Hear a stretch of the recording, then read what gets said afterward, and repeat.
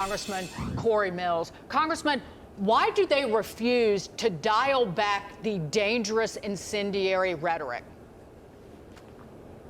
Well, again, let's go ahead and talk about the justices, because it wasn't long ago that Senator Chuck Schumer was sitting on the steps of the Supreme Court saying a whirlwind is coming for you. Then you've got President Biden, who said it's time to put Trump in the bullseye.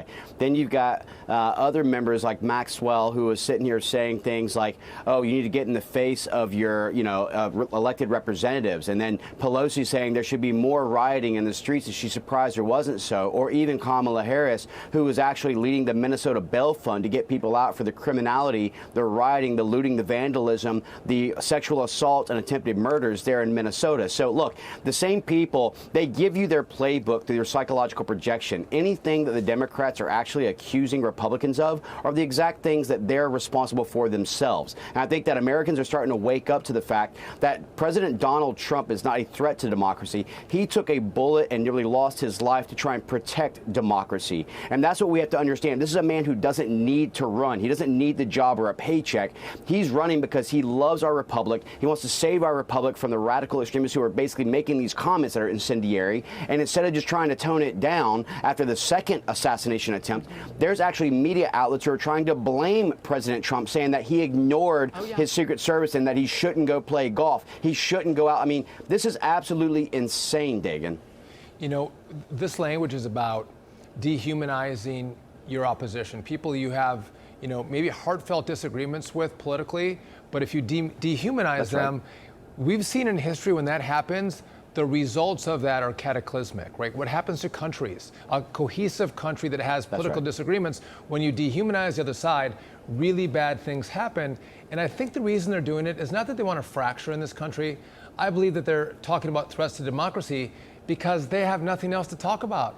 You can't win in the policy. You can't win in the economy and crime and foreign policy and the border. You can't win in those things. So they got to go with this. He is a threat because that's all they have. Well, but think about this for a moment, Sean. Imagine the fact that they're not just trying to dehumanize, but they're actually trying to paint him, making calls like he's a demagogue and trying to say that he is compared to Hitler, knowing the increase in anti-Semitism and what occurred on October 7th. So talk about tone deaf on what's going on in the world. But you're right. They can't run on the failed open border policies of the border czar, Kamala Harris. They can't run on Bidenomics, which is actually driving the inflationary costs that are drowning Americans to where the American dream is no longer affordable for affordable housing or even available housing, and the cost of living increases. And so that's why they have to go after him as an individual. And it's like the old saying, when a debate is lost, slander becomes the tool of the loser. That's exactly what's happening here, is that they have to slander, defame, and kill his character because they can't go after his successful policies. They're up to something, though, Congressman, and I've been thinking about this, and they have a theory. Not only have they blamed President Trump for being the target of 2 assassination attempts, and the Atlantic went as far as to say no other president has ever used an assassination attempt to inflame American politics the way Donald Trump has. But Hillary Clinton comes out immediately after the second attempt. Boom. Threat to democracy. We heard it coming right from the White House as well. They're trying to paint Donald Trump as he's not only responsible for the assassination attempts on his life, but because he is the target of those attempts, that makes him a danger to the nation.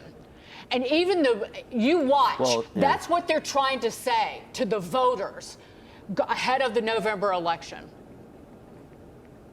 Well, and not only that, but Dagan, think about it. When President Biden and Kamala Harris refused to actually go on the anniversary of the 13 fallen heroes from Afghanistan, the botched withdrawal that they were responsible for, when President Trump was invited by the families to come pay his respects, they even tried to attack him for doing this. Everything the president does, they're going to have to try and attack him as an individual and personally, because, again, they don't want to run on their own performance. They don't want to run on the recruitment deficit in our military by 42,000 because of prioritization of DEI. They don't want to run on the open borders and the increase in criminality and angel families as a result of criminal migrants crossing. They don't want to run on the fact that America is going bankrupt and that they're continuing to drive more dollars and drive more inflation, or that we're losing our actual stance on the world stage and the world is on fire when you look at what's happening in Ukraine, the threat of unification of Taiwan by China, the increased expansion of the Belt and Road Initiative. Again, they can't run on policies, so they're going to run on attack ads. They will shatter every norm in this country to fundamentally transform this country and retain their power. Congressman Cory Mills, always good to see you. Thank you so much for joining us.